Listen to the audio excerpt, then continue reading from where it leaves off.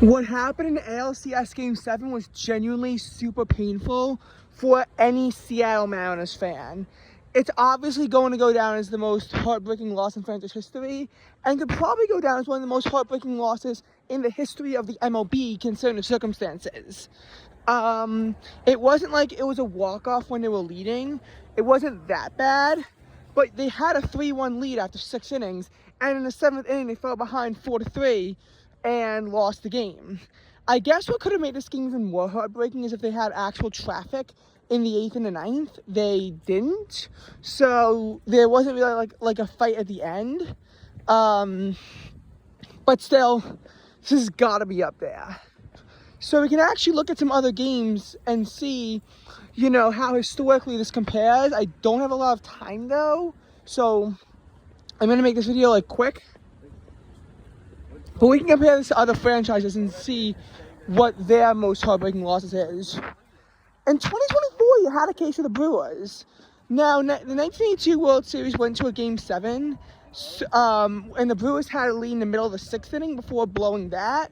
So that has a stronger case, according to some, given the circumstances. But 2024 Wild Card Game 3 also has a very strong case of being the most heartbreaking loss in the history of the Milwaukee Brewers, because the Brewers had a 2-0 lead after 8 innings. They were 2 outs away from going to the NLDS when they hadn't won a playoff series in I think 6 years leading up to this. No playoff series wins in 6 years. You had a chance. You had a miracle season because no one expected you to be this good, and yet you were. Even though you were the division champs last year, so I don't know why everyone thought that. And all that just to let Pete Alonso, who, may I remind you, in 2024 was known as one of the most unclutched players in the MLB, completely shatter your hopes and dreams when, in reality, a double play would have sent the Brewers to the NLDS immediately. So you certainly had a case there.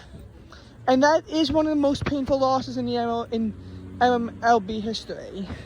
It really is. But you gotta think circumstances.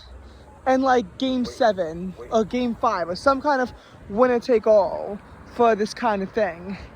2019 World Series Game 7, the Astros actually had a 3-2 lead. A 2-0 lead after 7, and they wound up losing 6-2.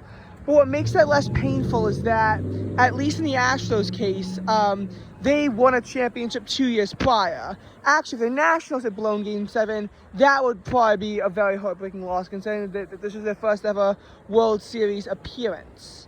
That's what makes the Mariners thing so heartbreaking too. A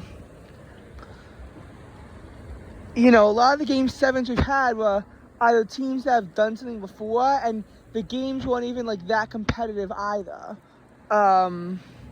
It wasn't a team held a lead in the late innings the same way the Mariners did. And in a lot of cases, the stakes weren't quite as high for something like this.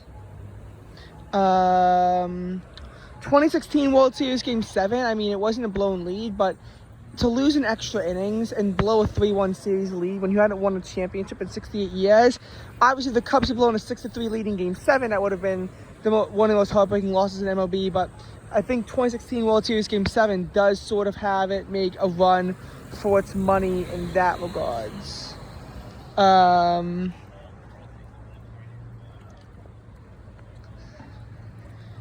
2015 in the ALDS Game 4 also was a case. And you know what? 2011 World Series Game 6, you also certainly have a case for that too. Given how, in one case, the Astros, who hadn't won a championship up to that point, had a 7-run lead or something like that and choked it all away and wound up losing the series. 2011 World Series Game 6, obviously the Rangers were 1 strike away and they couldn't hold on, and then they lost in Game 7 too. 1986 World Series, because you have to realize that, before that point, the Rangers had never won before. They would finally win in 2023. Red Sox hadn't won since 1918, 1986. They were also one strike away in extras, wound up choking that game and the series away. So we certainly have these comparable cases, but obviously the Mariners Game 7 is going to be one that's remembered for a long time for Heartbreak. And I just want to say this first also about my rooting interest for the World Series. I was cheering for the Mariners to win this because they've never won anything before, and they deserved it. That being said, I don't have animosity towards the Blue Jays, and I hate the Dodgers, so I will be cheering for Canada here.